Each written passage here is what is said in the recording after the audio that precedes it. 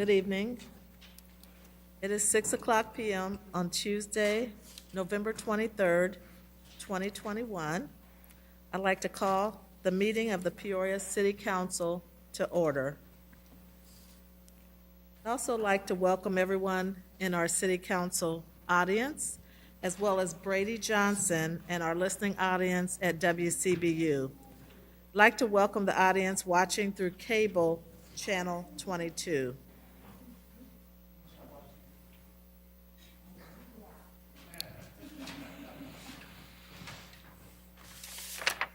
Clerk, the council mics are open. Can you please call the roll?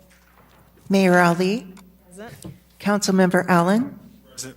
Councilmember Sear, Councilmember Graham, Councilmember Jackson, Councilmember Jensen, Councilmember Kelly, Here.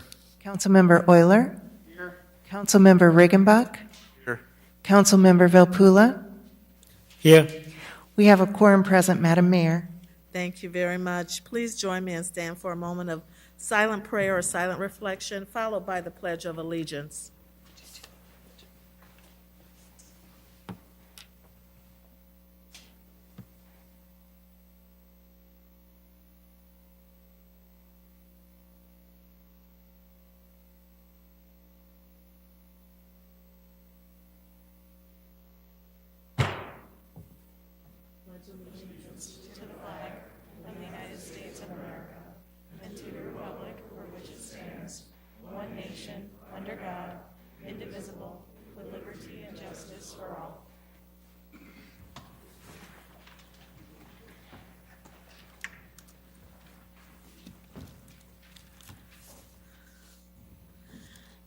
A notice was received by Councilmember Ruckriegel of the City Council in accordance with rules established in Ordinance Number 16,142.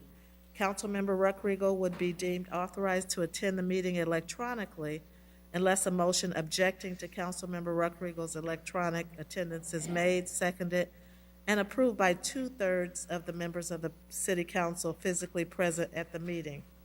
If no such motion is made and seconded, then the request by Councilmember Ruckriegel to attend electronically shall be deemed approved by the City Council, and the presiding officer shall declare Councilmember Ruckriegel present. Seeing no objections, Madam Clerk? Councilmember Ruckriegel. Aye. Thank you. Thank you.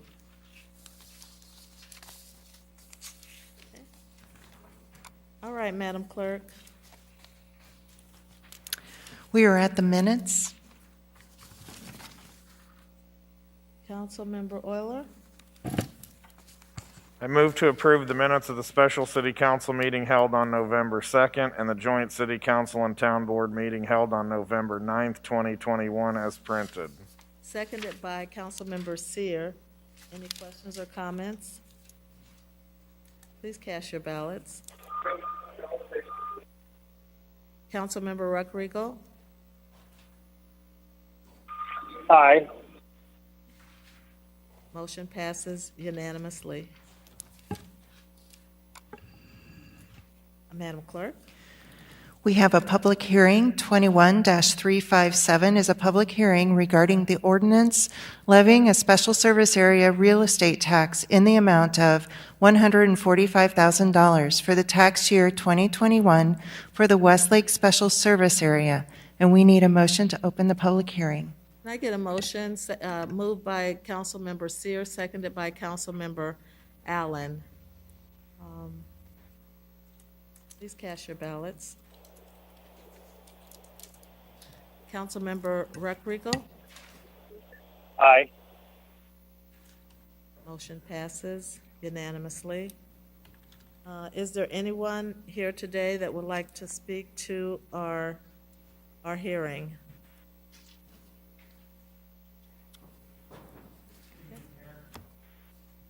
Members of the council, my name is Chris Oswald. I'm here on behalf of the property owner, Westlake Shopping Center. And I'm just here to answer any questions you might have. This is the funding ordinance we do every year. We had to have a hearing this year because we worked on an increase on this, and that's related to the improvements and so forth that you had approved or worked on with the Special Service Area Agreement a couple of weeks ago that was passed here at council. So this is sort of business in the ordinary course, but we have the hearing to ask any questions, and I'm happy to answer anything that I am able tonight. Does anyone have any questions for Mr. Oswald? Thank you. Is there anyone else that would like to speak to the public hearing? Is there anyone else that would like to speak to the public hearing? I would ask for a motion to close the public hearing. Moved by Councilmember Sears, seconded by Councilmember Allen. Any other questions, comments? Please cast your ballots. Councilmember Recreagle? Aye. Motion passes unanimously.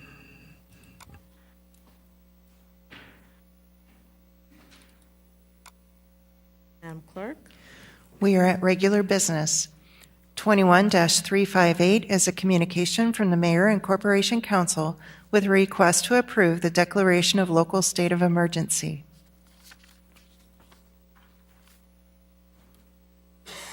I get a motion moved by Councilmember Riggenbach, seconded by Councilmember Kelly. Please cast your ballots. Councilmember Recreagle? Aye. Motion passes unanimously. Madam Clerk?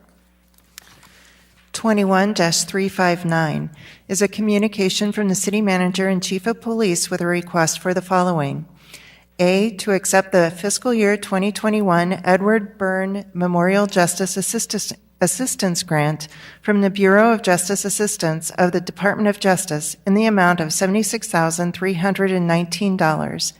B is to adopt an ordinance amending the City of Peoria 2020-2021 biennial budget relating to the general fund to recognize the receipt of grant funding from the Bureau of Justice Assistance, providing the fiscal year 2021 Edward Byrne Memorial Justice Assistance Grant in the amount of $76,319. C is to approve and authorize the city manager to execute an intergovernmental agreement between the City of Peoria and the County of Peoria under the fiscal year 2021 Edward Byrne Memorial Justice Assistance Grant in the amount of $76,319. D is to approve a 2-year agreement with Flock Safety for the purchase and installation of 16 automatic license plate recognition cameras in the amount of $109,000.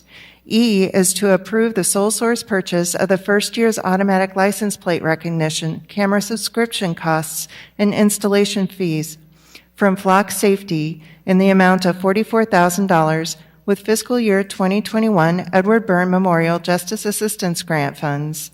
And F is to approve a sole source purchase of the second year's automatic license plate recognition camera subscription cost from Flock Safety in the amount of $40,000 from the Police Camera Fund. And we will need separate votes on each item, please. Thank you. And just want to let you know that items B, E, and F will require a supermajority vote because those are amendments to the current budget.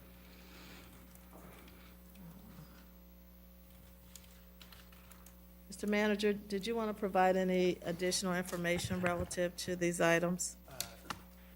Thank you, Madam Chair. Maybe if I could ask the police chief to come to the microphone to explain this item, it would be. Oh, and I believe he also has Jack Newkirk with him from the police department, who is his chief technology officer. He's in the council chambers. Maybe we can ask him to come into council chambers and Great, we can have him explain this. great.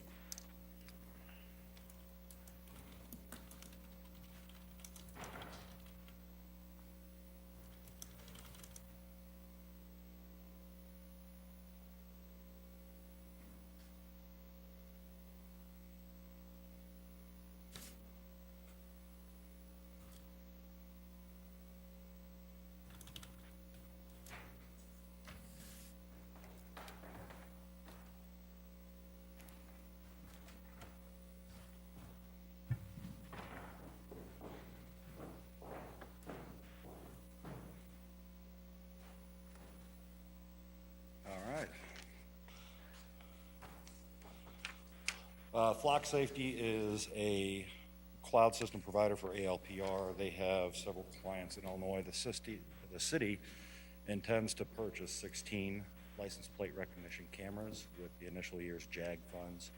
These will be placed throughout the city. The second year subscription costs are $2,500 per camera. That's what you see in the 44 or the 40,000. And the remainder in the 2-year agreement is if we choose to keep a second year's trial of the gunshot detection that comes with Flock Safety. Can I answer any questions?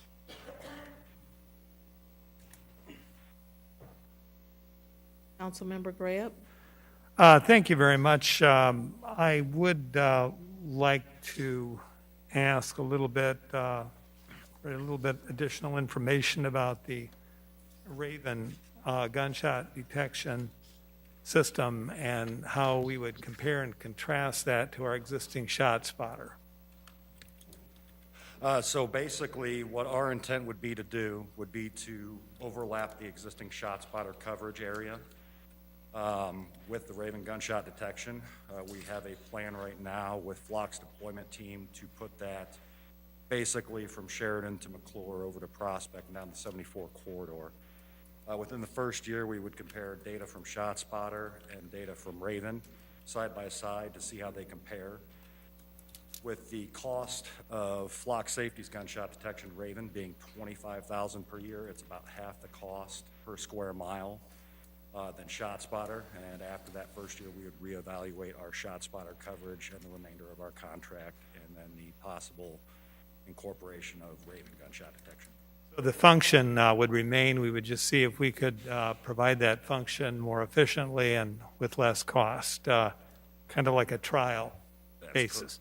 That's correct. I also would like some more information, as previous councils debated how much we should put into better cameras to be placed at hotspot areas, important critical areas in our city. Could you tell us a little bit more about this ALPR camera system and what ALPR stands for? ALPR stands for Automatic License Plate Recognition. The way Flock does it is they will come and install cameras on their own poles. They're solar powered, and they communicate via cellular. Those cameras cost $2,500 per year, as I stated earlier. They also give us the ability to, I think the cost is around $900, to overlay their software on our existing city cameras around town. So should we have a camera that's high enough quality, that's at a particular angle, intersections, what have you, we can overlay for a fraction of the cost onto that. Should we decide to move away from ShotSpotter and move to Raven, the possibility exists to have an influx of ALPR cameras. ALPR help us not only discern license plate numbers better, but also identify people who might be involved in nefarious activities a little bit better as well, high-resolution cameras. That's correct. This system will actually capture, it doesn't capture a full recording, but it will capture motion, and that's even on items without license plates. So an individual walks by, it'll capture a few snapshots of that individual as well. Description, make, model, vehicle, links to leads, etc. Thank you very much. Thank you. You're welcome. Councilmember Kelly? Thank you, Madam Mayor, and thank you for your information. I have a question about item D. Madam Mayor, we can talk about item D right now, can we not? Okay. On item D, installation of 16 automatic license plate, or ALPR, cameras in the amount of $109,000. So this is a part of the Byrne grant is being used for this, or, I mean, the amount is greater than the grant, and I know it's over 2 years, but that would still put it at $54,500 per year. are we going, is this in addition to the 2021 budget? So the first year's cost is what you see in E, 44,000. That's the setup and cameras, 16 cameras. So 40,000 for the cameras, 4,000 for the setup of 16 cameras. We get that first year of Raven gunshot detection as a free trial. The second year's cost is what you see in F. That's 40,000. That would be utilized from the police camera fund during that year. And should we decide to keep Raven, Raven is an additional 25,000 for the 1 square mile plot that we have. So we would evaluate at the end of that year trial whether or not we would keep that, and we would put it as a separate item on a council agenda for approval should we decide to keep it. So the those 109 is the agreement. I'm sorry. Go ahead. So those three numbers add up to 109. Correct. Okay. And we would be using the JAG grant for the first year's cost and the police camera fund for the second year's cost. Okay. Thank you very much. Welcome. Any other questions? Thank you, Officer, Chief. Thank you.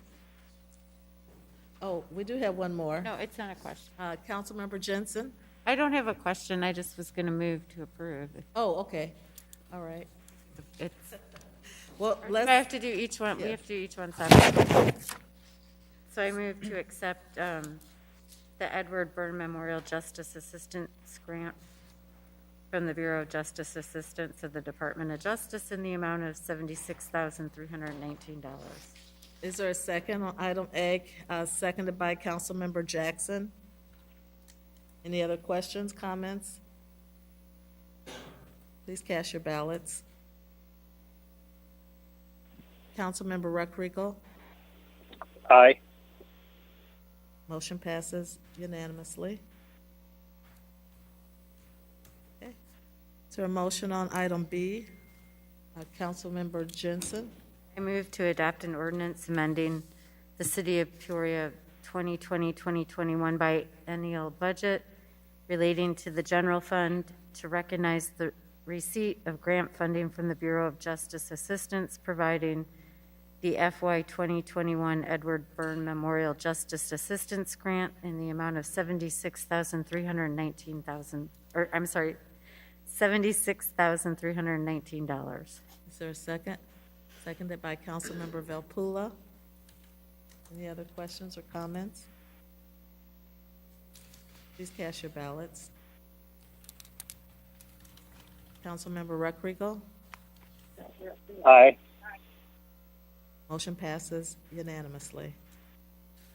Councilmember Jensen? I move to approve and authorize the city manager to execute an intergovernmental agreement between the City of Peoria and the County of Peoria under FY 2021 Edward Byrne Memorial Justice Assistance Grant in the amount of $76,319. Is there a second? Councilmember Graham, seconded by Councilmember Kelly. Any other questions or comments? Please cast your ballots. Councilmember Recreagle? Aye. Motion passes unanimously.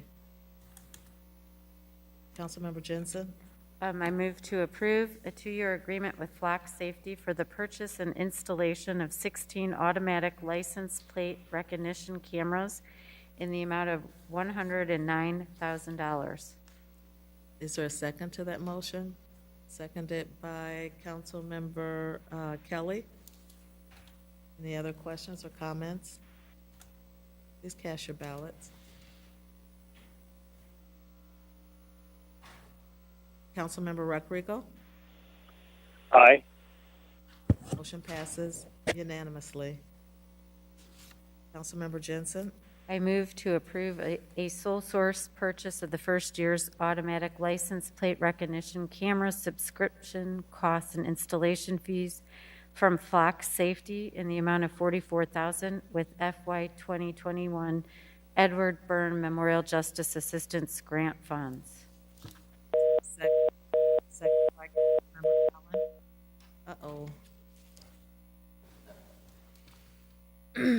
Did we lose him? Okay. Yes. Thank you. Seconded by Councilmember Allen. Any questions or comments? Please cast your ballots. About that. Okay. Oh. Okay, hold on just a minute. There we go. Okay, please cast your ballots.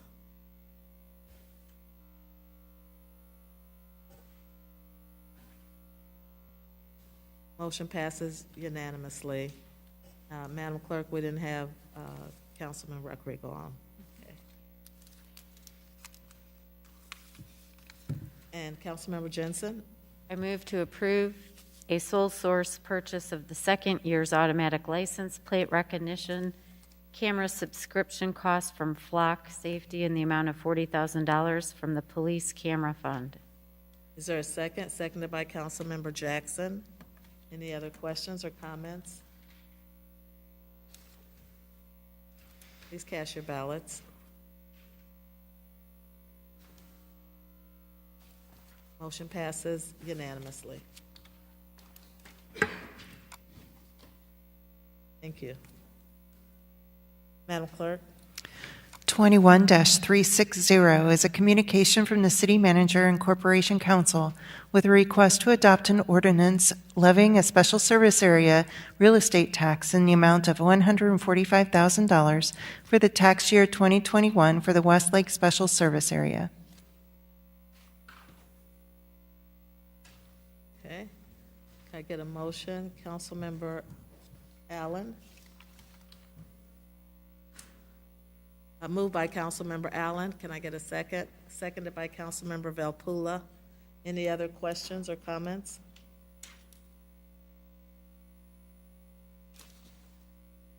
Please cast your ballots. Councilmember Recreago?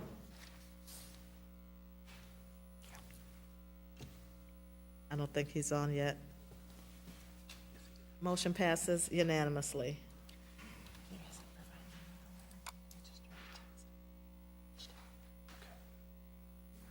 Bear with us just a few minutes. We're just trying to get Councilmember Recreago back online. There was a disconnect.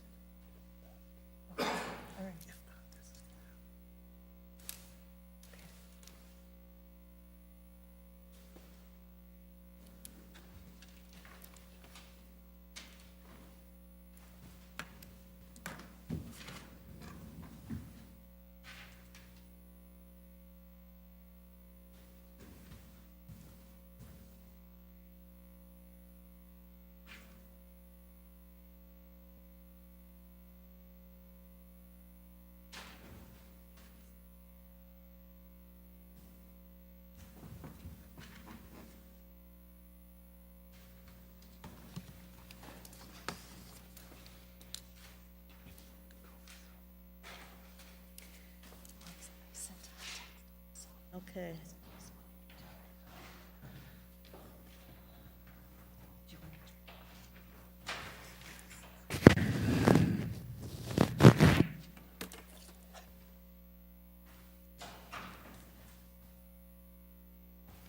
Madam Clerk?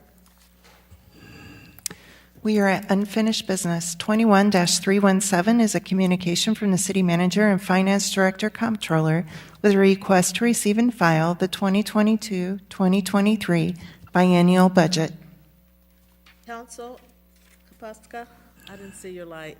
Thank you, Madam Mayor. I was going to suggest that perhaps you take a short recess so that you can get Councilman Recreago back on the line so that he's able to hear the entire discussion that's going to Absolutely. I'd occur. like to have his participation in this discussion. We're going to take about a 10-minute recess.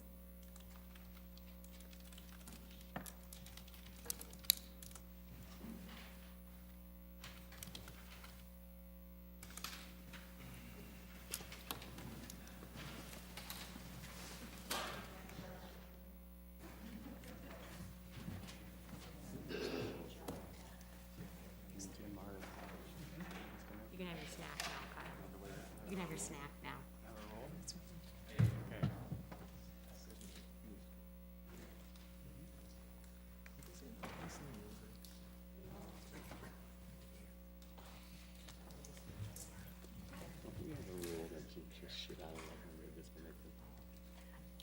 think it's that. I think it's that our system doesn't usually let it reconnect.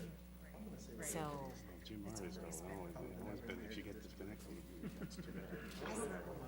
I don't think it's the cameras. I think it's the however, I don't know how the IT system works.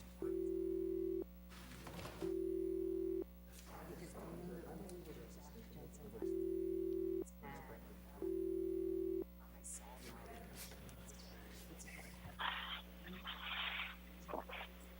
Councilmember Rick Regal. Yes.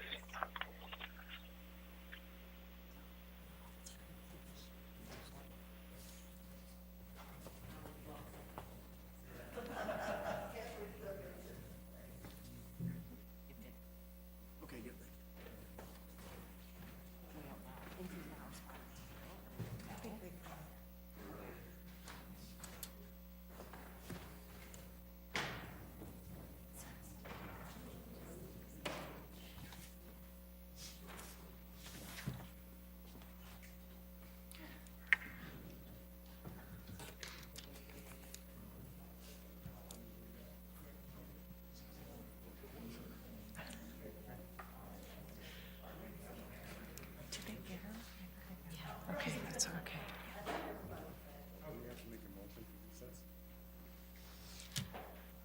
I'd have to look. I don't remember off the top of my head.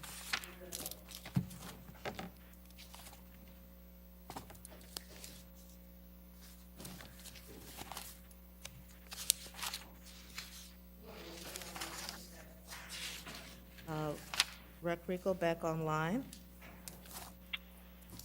Yes, thank you. You're very welcome.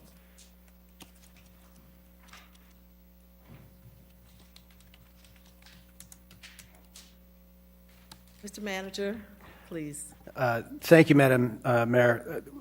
What I wanted to do is just kind of summarize where we are this evening with the budget deliberations. As the council communication in 21-317 outlines, the council's budget as proposed from an expense standpoint would be for 2022 at $262,345,025, and then of revised expenses of $242,181,654. In both years, our fund balance does decrease by $6.9 million in 2022 and $4.9 million in 2023, predominantly in all of our capital funds as we use and spend down capital reserves that have built up due to the pandemic and the curtailing of capital projects due to the pandemic. The issue that we still have to deal with, it pertains to how to address the $4 million gap in the budget for 2022, $2 million in 2022 and $2 million in 2023.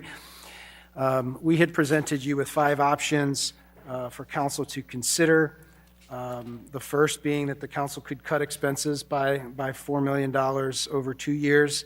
Options 2 and 3 and 4 and 5 all suggested lowering the pension contribution by $2.2 million and then making either some adjustments to expenses or by then looking at using excess revenues that we have in the general fund. The last option that we have, and the option that, well, let me just state that council over the last couple of weeks has rejected option 3, which was to lower the pension contribution by $2.2 million and to set aside $1.93 million of 2021 excess revenues.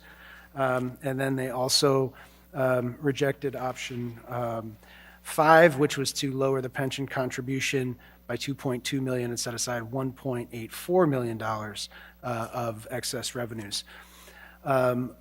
As we ended and concluded the deliberations last week, I mentioned that we do have available revenues in the general fund, and then at council's request, we put together a spreadsheet that shows what those revenues look like and what those expenses look like in the general fund, and why we feel that our performance is increasing, financial performance of the general fund is increasing.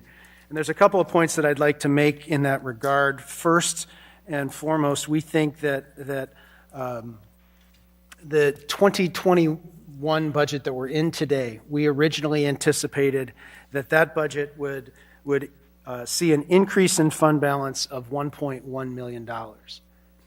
The budget that we presented as projected for this year showed an improved financial performance of $10.8 million.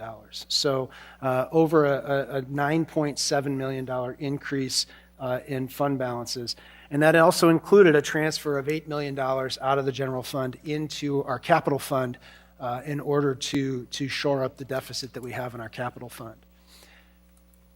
We're saying that the financial performance of the general fund will increase even more than that, and that's what we're looking at, that performance through the end of this year will probably and likely be closer to $17.7 million.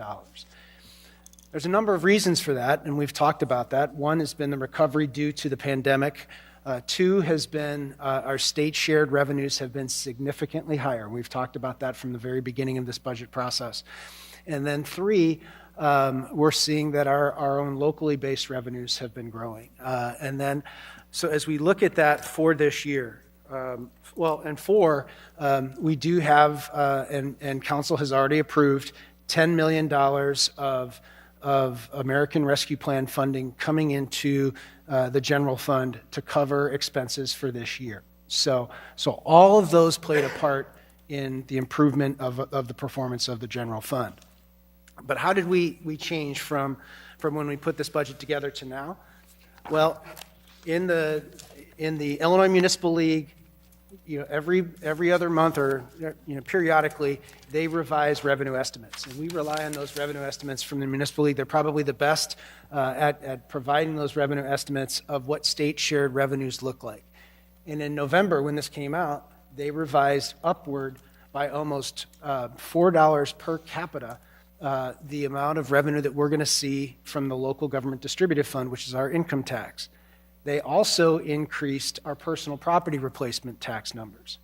And we are continuing to see strong sales tax growth in the city. So all of those are probably the four largest revenues that we have in the general fund.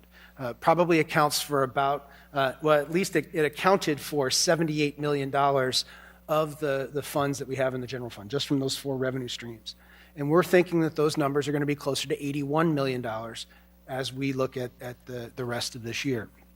So those were the reasons why we looked at that.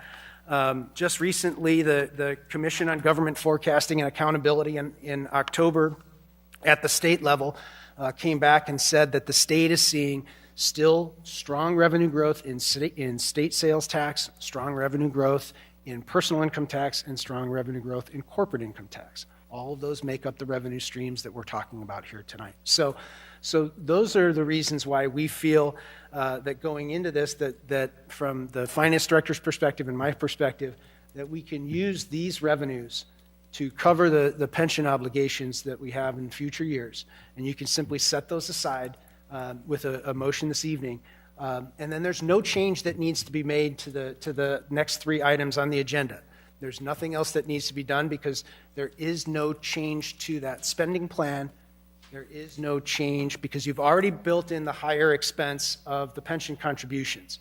When we presented options 1 through 5, and we recommended, or 2 through 5, all recommended reducing those pension contributions. This would not change that. You would still have the higher pension contribution that would be in front of you this evening. So in addition to seeing higher revenue growth, you would also see higher pension contributions trying to tackle the biggest issue that we face as a city. And I'd be happy to answer any questions, Mayor. And where does that put us in terms of percentage of the general fund? So we anticipated in the budget that we presented to you that we were thinking that our unrestricted, unreserved fund balance in the general fund would be at 20.1%. And if we see the full 6.7 or 6.9 million, coming into the general fund, that dollar amount would then move the fund balance policy to 27.4%, so above your fund balance policy of 25%. With the motion that we would recommend that is in front, or isn't in front of you, but it was proposed by the manager and the finance director to take $4,038,000 out of that fund balance, you would still be at about 23.1% of fund balance policy, or about $1.8 million short of where you need to be, which is really only about 2% of spending or 2% of revenue growth, or a combination of 1% each to close that gap in the next year. Thank you. Thank you, Mr. Manager. Councilmember Riggenbach? Thank you, Madam Mayor. So, Mr. Manager, am I hearing you correctly in saying that the unrestricted reserve fund was expected to be 20.1% with the budget you presented us in September? That's correct. And now it will be 27.4%. With our revenue estimates and expense estimates through the end of the year, that's where we believe that they'll be. 0.4. And would it be fair to say, and I look at I'm a fellow financial advisor colleague across the way here, that looking at a projection for December 31st, I would say that the probability of accuracy is greater on November 22nd, 23rd, than it was in September when you were preparing these numbers. So even though they're showing a big increase, the likelihood of them being accurate is greater. I can tell you right now we have 4 months left in the year to receive sales tax revenue. But of those 4 months, if we look back over the last 5 years of revenue collections, that amounts to 36% of the home rule sales tax collections usually come in those last 4 months. Holiday shopping is the reason why. We're seeing the same thing, about 35% when it comes to municipal sales tax revenues that we receive. That's the 1% from the state. Those dollars, I think, we can project that they're likely to come in at that same level, and they've been trending at a level that's almost 28 to 29% higher than what they were in the previous year. When it comes to personal property replacement tax, we have 2 more distributions to receive, one in December and one in January. But we are already well over what we anticipated from a budgetary standpoint there. And then we have 2 more payments of income tax that we should receive from the state, 2 more distributions, one that will come in here in early January or early December, and then the December payment will come in early January. So I concur with you, Councilman, that yes, we do think that we're pretty accurate in terms of where these projections are going to come. You know, I don't want to create a false scenario here. We're not coming up with a grand solution to the pension issue here, but we are addressing the issue at hand, which our action of sunsetting the personal pension fee created this $4 million gap for the next 2 years. So if we're able to use this year's money to pay the next 2 years' obligation for which that fee would have presented, I think, you know, I looked at option 1 long and hard when these were first presented and said, let's just cut expenses by $4 million. But if our revenues are that significantly higher that I can pay ahead the next 2 years with this year's revenues, that seems like a great stopgap measure. I know, Mayor, you put together a meeting with Representative Jahan Gordon Booth and Ryan Spain to discuss pensions in general, and I think we're making some steps and some noise in that regard that we haven't in the past. So I find this a very acceptable option, Mr. Manager. Thank you, Madam Mayor. Are you making a motion? I'd be happy to make that motion to set aside the $4,038,664 of 2021 general fund balance to pay the pension in 22 and 23. Is there a second to that motion, seconded by Councilwoman Jensen? Discussion for Kelly?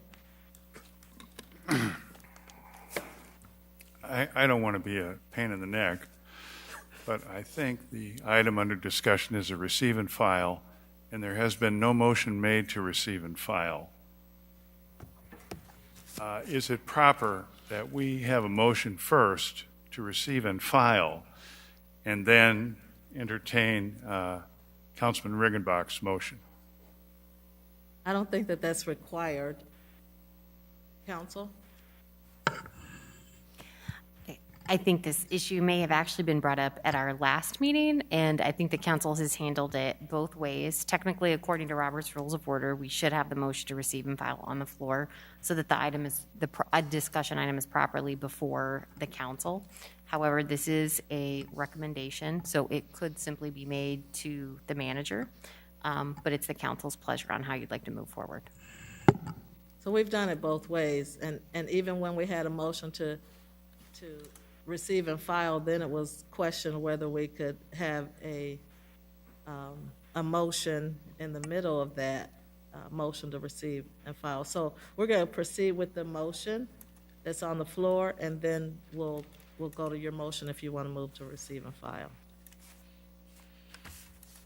Madam Mayor. Still discussion on the motion? Councilman Seer? Thank you, Madam Mayor. Just a couple questions for manager. Number one, your brochure, the IML, did it discuss all revenues for cannabis? So it does. It does have some estimates on the cannabis use tax. It doesn't talk about the cannabis sales tax. And as far as the cannabis use tax, they didn't revise upward from August to October, the cannabis numbers. They were estimating it to be at about $1.40 per capita. So for us, that would probably be, we'd be in the area of $160,000 in the cannabis use tax for the year. Okay. Last question. The last many months, obviously around town, we see a lot of help wanted. A lot of businesses are closed an additional day. Example, on Mondays, there's just a lot of bars and restaurants that are closed on Monday. Do you still feel pretty optimistic about your prediction since, I mean, they're not, a lot of these businesses are not going full speed, so to speak? Well, I'm optimistic about the current year's revenues, and I think that as we look ahead, hopefully there's a couple of factors that we'll have to certainly look at, and that's, we want to make sure that we can get as many people employed as we can. The employment numbers in October were better than I think they were anticipated to be, so that was a good step. And I think that overall from our region, we have a lot of open jobs right now, and hopefully we can get people back to work, and that as we see that you know, we put more work into capital projects, and we look at more funding coming down the road for those capital projects, that has that spin-off effect in the community, that it's going to trickle down into service level jobs as well. So I don't want to beat a dead horse, but we just made 3 more motions, changes, right, to our 2021 budget tonight. So as I said last meeting, we will see many, many more of these motions for the 2022 and 23 budget.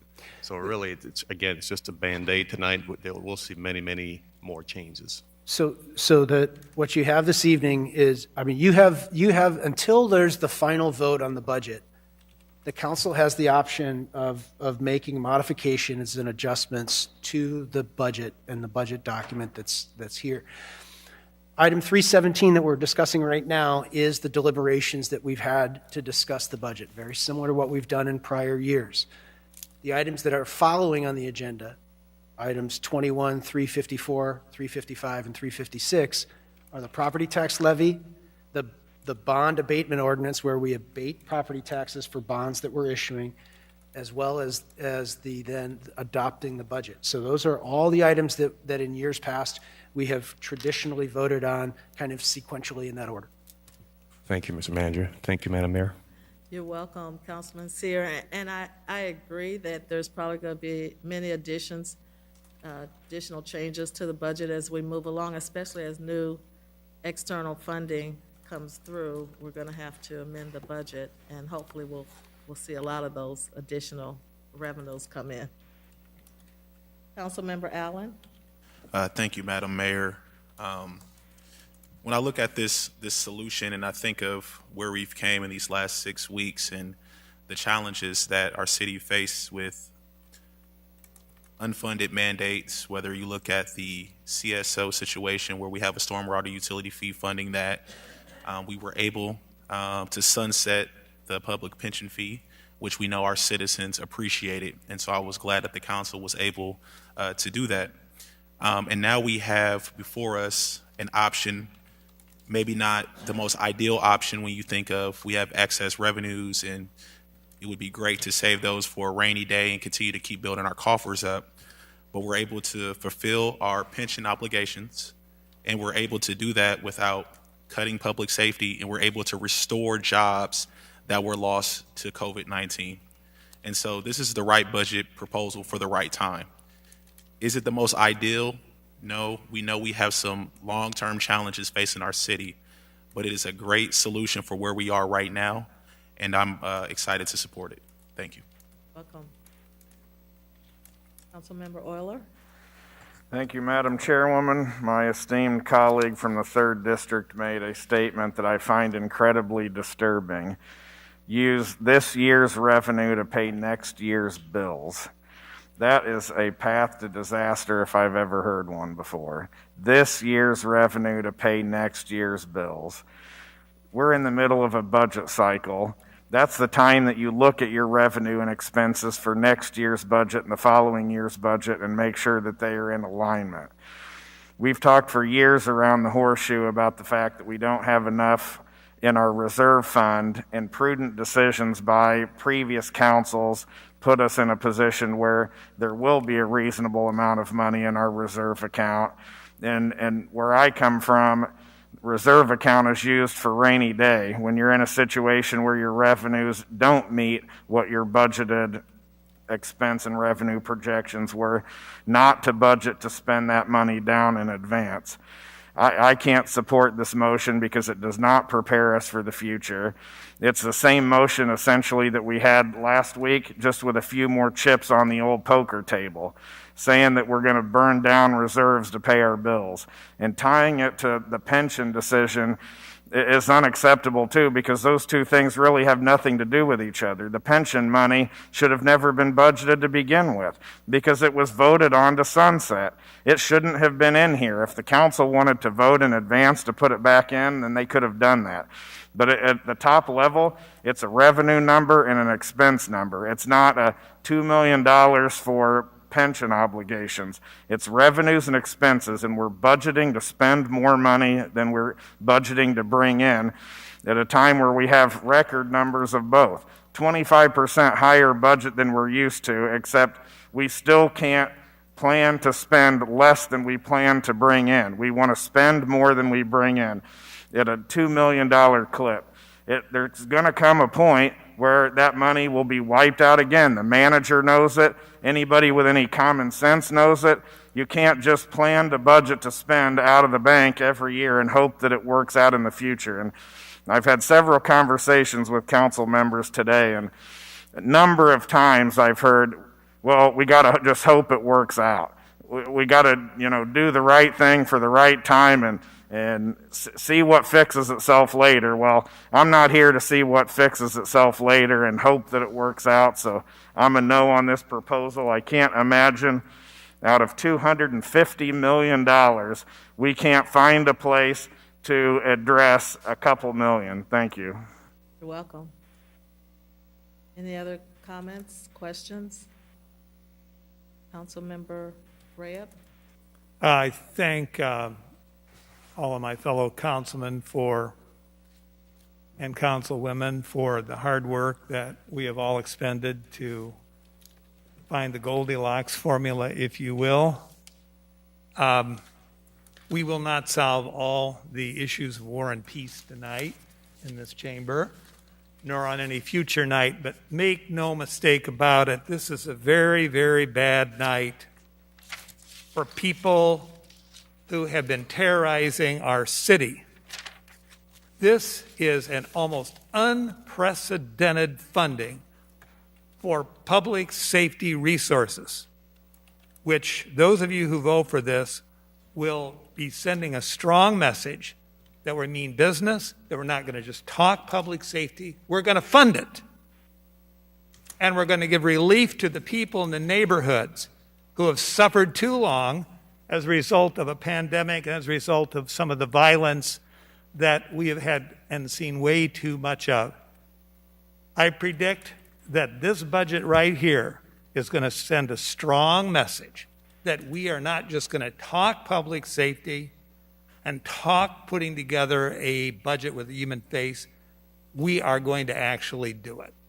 And so, I thank Councilman Riggenbach for his work and the work of everybody here. It's very hard to find a budget that's going to pass unanimously, but I think this is the best budget we could possibly put forward with the resources that we have. Thank you. Councilmember Jensen? Thank you, Madam Mayor. I think that I'm going to respectfully disagree with my Councilman Euler, with my colleague here on my right. I think, as City Manager pointed out when answering questions from Councilor Riggenbach, we are being responsible. If we approve this motion, there will still be, I think it was 27.4% in the reserves, or once we pay that $4 million, then it'll be 23.1%. But that's more than what was in the proposed budget. It's more than what our council policy requires. It's a substantial amount. It's more than we've had in the reserves since I've been on this council, and that's been 8 years. So I think it's a good move. We're lucky that the revenues increases are coming in the way that they are. I wish we would have known this a little earlier before we were faced with very, very difficult options. None of them were good. I think this is the best option we've been given so far.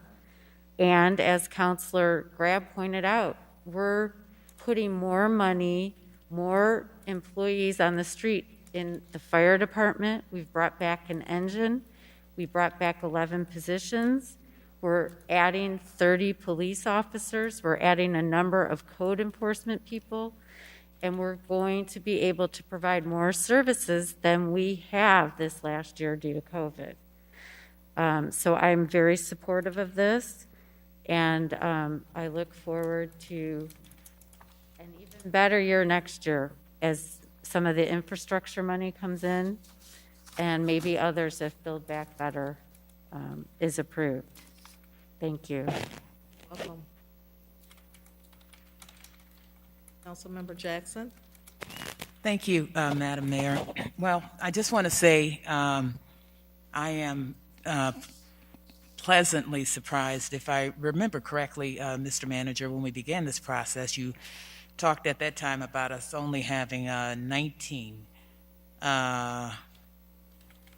our reserve fund being at 19%. Was that correct? 19 to 20%, right in that range. Okay. Then, yes. Okay. And yet, even after, if I'm correct, as Councilman Jensen said, even after taking the $4 million out, we'll still be above what we had originally started with. What it will be higher than what we had originally projected. Yeah, okay. It'll be at 23.1%.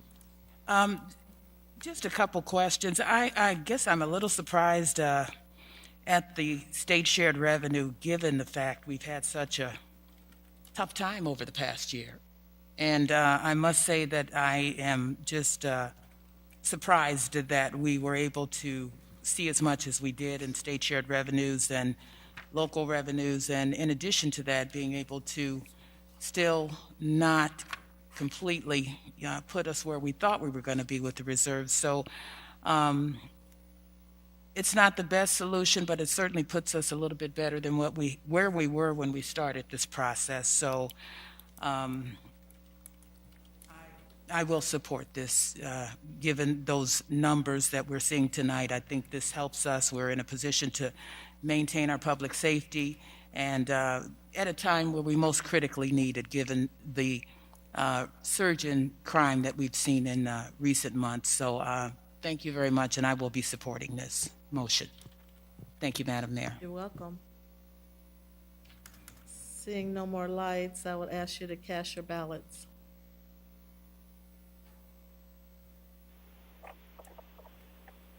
Councilmember Recreagle? No. Motion passes with 3 nays: Seer, Euler, Recreagle.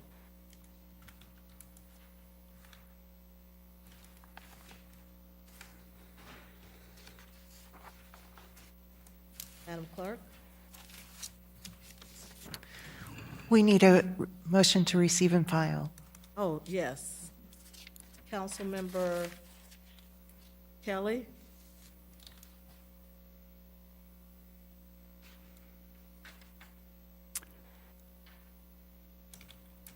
I will make a motion to receive and file. We should be following our agenda.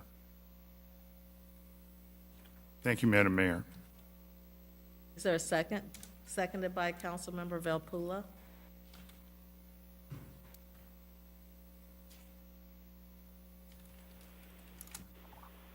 Please cast your ballots. Councilmember Recreagle? Aye. Motion passes with 1 nay. Euler? Madam Clerk? 21-354 is a communication from the City Manager and Finance Director Comptroller with a request to adopt an ordinance levying the taxes for fiscal year 2022 for municipal purposes for the City of Peoria, Illinois. Councilmember Graham? Move to approve. Seconded by, is there a second? Councilmember Kelly? Any discussion? Please cast your ballots. Councilmember Recreagle? Aye.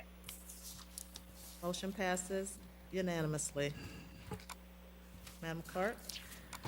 21-355 is a communication from the City Manager and Finance Director Comptroller with a request to adopt an ordinance abating the tax heretofore levied to pay principal of and interest on general obligation corporate purpose bonds of the City of Peoria, Peoria County, Illinois, 2015 Series B, C, and D, 2016 Series C, 2018 Series A, 2020 Series A and B, and 2021 A and B, and the partial abatement of taxes levied to pay principal and interest on the 2016 Series A general obligation bonds in the amount of $222,062.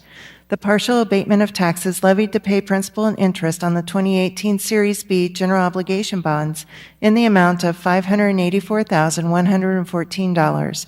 The partial abatement of taxes levied to pay principal and interest on 2019 general obligation bonds in the amount of $2,395,705, and the partial abatement of taxes levied to pay principal and interest on 2021 Series C general obligation bonds in the amount of $547,661. Can I get a motion to approve? Moved by Councilmember Riggenbach, seconded by Councilmember Velpula. Any discussion? Please cast your ballots. Councilmember Recreagle? Aye. Motion passes unanimously. Madam Clerk? 21-356 is a communication from the City Manager and Finance Director Comptroller with a request to approve a resolution adopting the 2022-2023 biennial budget for the City of Peoria. Councilmember Graham? Move to approve. Is there a second? Seconded by Councilmember Jensen. Any discussion? Please cast your ballots. Councilmember Recregal? Nay. Motion is approved with 3 nays. Seer, Euler, Recregal.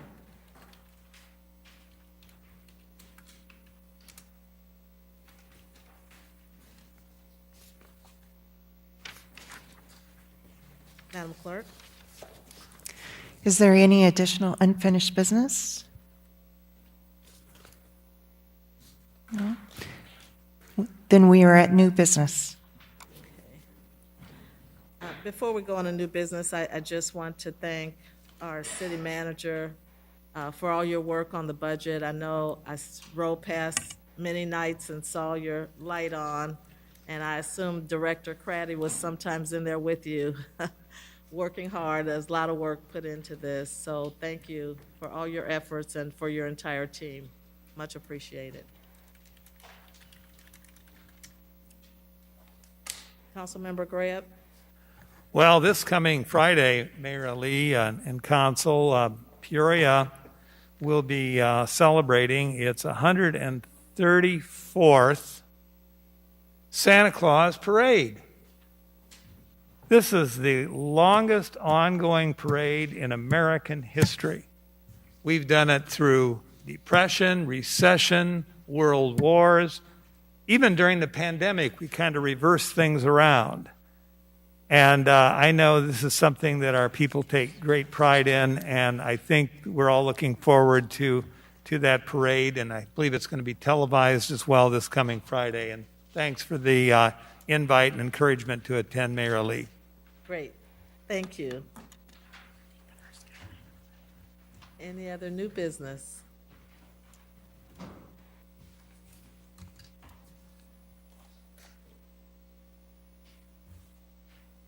Okay. Madam Clerk? Oh, hold, just one second. Councilmember Kelly? Thank you, Madam Mayor. I would just like to offer my best wishes to everyone around the Horseshoe, in our gallery, and the public for a happy and blessed Thanksgiving. Thank you, Madam Mayor. To you and yours, for all of you. Thank you, Councilman. Madam Clerk? We are at citizens' opportunity to address the City Council and Town Board, and I believe we had 2 cards. Sure. One person has already spoken earlier. We have our veteran, Mr. Gary Hall. Gary?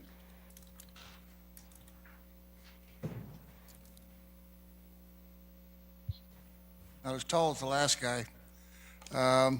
Thank you. And first of all, I want to thank this council for allowing us to have the Veterans Day Parade. It was okay. It's going to be better next year. I don't know if there's a bunch of educated people here and lawyers and everything. For the last few years, I've noticed panhandlers. They seem to be, they have certain areas in town, like over by Walgreens and the mall, Knoxville, McDonald's and places like that. And it's the same faces over and over again.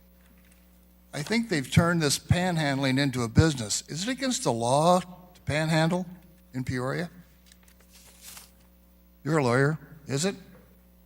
Mr. Hall, we can answer questions later. Yeah, I'm but sorry. You can, yes. I'm not too good at this.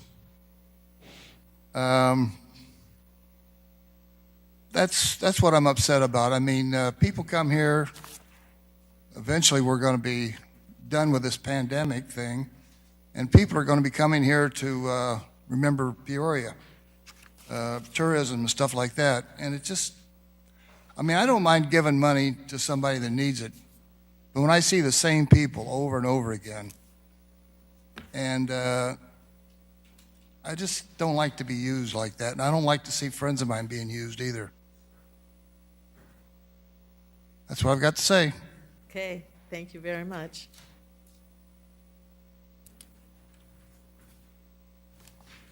Okay, Madam Clerk. We are at executive session, and we do not have one tonight, so we are at adjournment. Can I get a motion? Moved by Councilmember Seer, seconded by Councilmember Jensen. Please cast your ballots.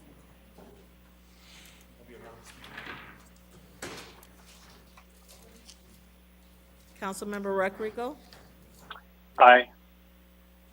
thank you for your service. Have a nice holiday, everyone. Have a great holiday. You too.